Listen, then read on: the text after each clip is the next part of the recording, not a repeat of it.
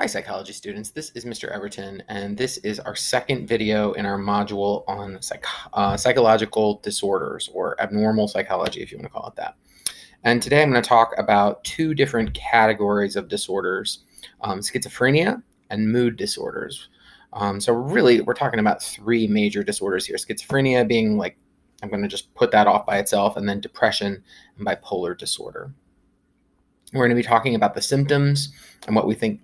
We're going to mostly focus on symptoms. We might talk a little bit about causes, maybe a little bit about treatment, but mostly symptoms. So schizophrenia is a mental split from reality. The major symptom of schizophrenia is called psychosis. It's just a fancy word for you are not in touch with the real world around you. You are living in a different understanding of the world that most people don't experience. And I have a video that is going to illustrate this for you, I hope. Hold on. Let me just make sure. Yeah, okay. So this video is going to illustrate that for you, I hope. It has been said that schizophrenia is the cancer of mental illness. Although a complete picture of what causes schizophrenia remains a puzzle, it is certainly one of the most profound illnesses treated by mental health professionals. As we enter the 21st century, there are twice as many mentally ill people living on the streets than in all of our state psychiatric wards. Many go untreated. One such person was David Taggart. Living on the streets and in shelters of New York City, David was diagnosed as having a paranoid schizophrenic disorder. Attempting to secure newspapers. My income doesn't permit me to buy them. Considering the severity of his illness, he surprisingly agreed to have a camera crew follow him on his morning rounds at New York City's Pennsylvania Railroad Station. Continue to talk. This is not a photo op. Dave's habits. You got guys with long lenses and parabolic mics for that. Okay? No comment. Part of David's condition was his deep mistrust and rejection of any consistent help and medication from outreach programs. The program is saying in a de facto manner that I have to be on medication to get housing. I repeat, there's no real justification. David, let me ask.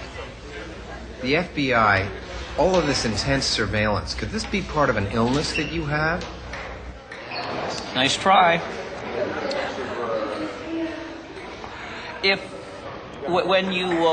When you say, well, maybe it's just something I'm thinking of and product of my situation. But when it happens 120, 150 times, I mean, let's take an example. Someone might be reading a book and leave it on a telephone booth as he's making a call. Someone might do that, and sometimes that book might be a really attractive book or an expensive book, or somebody else might have liked that book, and that book might not be there when you turn back, say, 30 seconds later. Okay? When that happens 30 or 40 times, when sometimes those books are obviously of no conceivable cash value to anybody, when sometimes the books contain your identification documents and your money, which nobody but someone maintaining close surveillance on you could have discovered. See, when determining whether something is real or something is not real, it's real simple. Get the facts. Having adamantly refused medication, David's condition worsened, and he became acutely suicidal. Several weeks after the taping of this segment, a body was pulled from the East River. It was David Taggart. So, sorry that the sound didn't completely sync up with the video, but I think the video does a really good job of showing you what schizophrenia looks like, with the paranoia that David Taggart displayed in that clip. I think it also shows you the costs of schizophrenia when it's not treated. There's a significant part of the homeless population in America that is homeless because they're facing mental illness and they're not getting the treatment that they need, and that is directly correlated with their homelessness. And then also one of the terrible costs of mental illness when it goes untreated is suicide. Mental illness mental illnesses are diseases that kill people, just like, cancer and heart disease, except, usually the way that they kill you is through suicide, where somebody becomes so trapped in their mental illness and they don't see that, it can end. And, they feel the need for relief and they pursue that avenue, unfortunately. So you saw in the video that symptoms of schizophrenia include hallucinations, which are false perceptions. So, like, you think you hear something, but it's not actually there. Or you think you see something, but it's not actually there. And in this instance, we're usually talking about voices. The most common form of hallucinations that schizophrenics experience are voices in their head. And then delusions, which are false beliefs. And these can be delusions of persecution, like what you saw with David Taggart, where he believed there were like microphones hidden in the trash cans and people were stealing his books. And then there's also delusions of grandeur. This is a picture of Nobel Prize winning economist and mathematician John Nash, who was the subject of a popular movie, I don't know, like 20 years ago called A Beautiful Mind, which is a decent movie. But John Nash displayed delusions of grandeur. He would tell people that he was the emperor of Antarctica, and he really believed it. So he thought that he was, a bigger deal than he possibly could be. He believed that like the Pope was sending him secret messages on the cover of Time magazine. So he had a false belief that was bound up in his own like exceptionalness, his own ego, as opposed to delusions of persecution, which he also displayed, which is when you have false beliefs that people are out to get you, that there's this like shadow thing coming to get you. And then most schizophrenics display disorganized thinking. And this takes the form of incoherent, which is like impossible to understand, jumbled up speech. So because their thoughts are so jumbled and disordered, when they speak, it comes out all jumbled and disordered. And I think you saw some of that in the David Taggart video as well. Sometimes psychologists actually refer to that jumbled speech as word salad, like all the words have just been tossed together in a bowl. So we're not totally sure what causes schizophrenia. By the way, I'll just pause for a moment to look at this quasi-inappropriate meme that I inserted, because it can't all be serious and sad. But yeah, bye, homie Jerome. We don't completely know what causes schizophrenia. We do know that genetics are a factor. We know that if you have schizophrenia in your background, like your parents have it or your grandparents, that you're more likely to have it. They've done twin studies where if one identical twin has schizophrenia, the other twin is very likely to have it. But we know genetics are not the only factor, because there are a lot of people who don't have any schizophrenia in their background, who don't have anybody that they're related to who has schizophrenia, and they nevertheless end up with schizophrenia. So genetics can't be the only thing. There's also a question about paternal age. How old is your dad when you were born?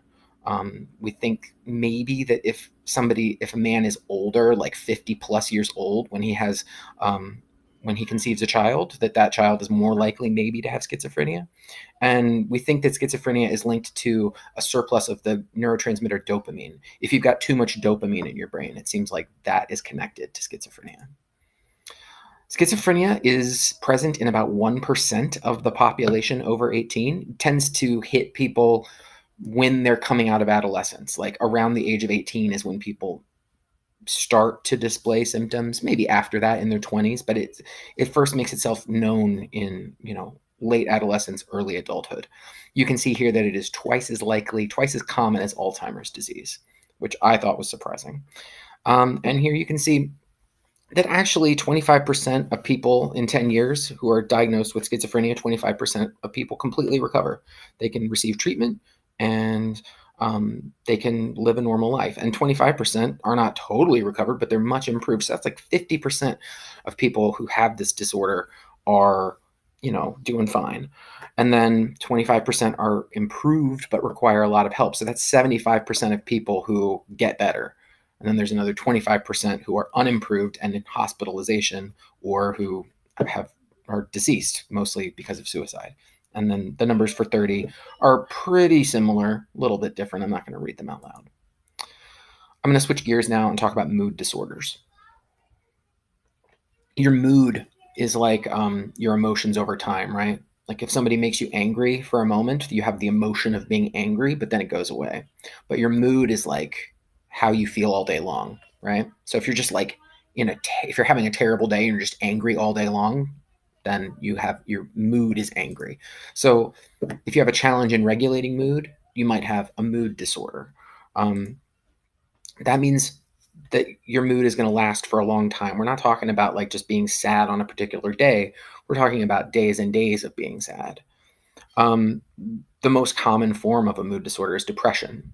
Abraham Lincoln is here because he suffered from depression. We're pretty sure. I mean, it's hard to diagnose somebody, a historical figure, with a mental illness because, psychology was a relatively new science back in that time period. But it seems pretty likely that Abraham Lincoln suffered from depression. The most typically talked about version of depression is called major depressive disorder, which is just a severely lowered mood for an extended period of time. A long period of time where you're feeling really down and really blue and sad. Depression is a pattern of behaviors. So it's not enough to just feel depressed most of the day. So if you look at these two boxes, the box on the left, you're going to have one or both of these: depressed most of the day or diminished pleasure in activities, which goes by the Greek name anhedonia. You don't have to know that, so I didn't put it in the slide, but anhedonia, I think that's an interesting word. So like you normally enjoy baking or hanging out with your friends or playing video games, and you've stopped caring about those things. They no longer bring you joy, and you're uninterested in them. And then on the right, and that's in addition to three or more of the symptoms on the right. So either an increase or a decrease of appetite, either an increase or decrease in sleep, right? Either you have insomnia and you can't sleep, or you're sleeping all day. A fatigue, feeling of lack of energy, problems thinking and focusing because you're one of the things about depression is you're so focused on how terrible you feel that it's really hard to keep other ideas in your head, which can make things like school really challenging. And then intrusive suicidal thoughts. It's not even necessarily that the person is just like choosing to think that they want to kill themselves. It's like the suicidal thoughts are just popping into their head like unwanted.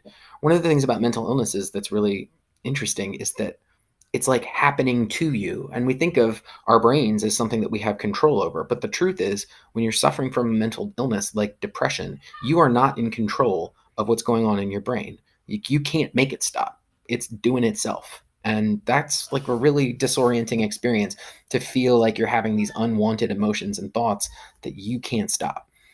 So I have a video about depression. This is the British actor Stephen Fry, who suffers from bipolar disorder, but this video shows the depression that he feels as part of that, and I think illustrates it really well.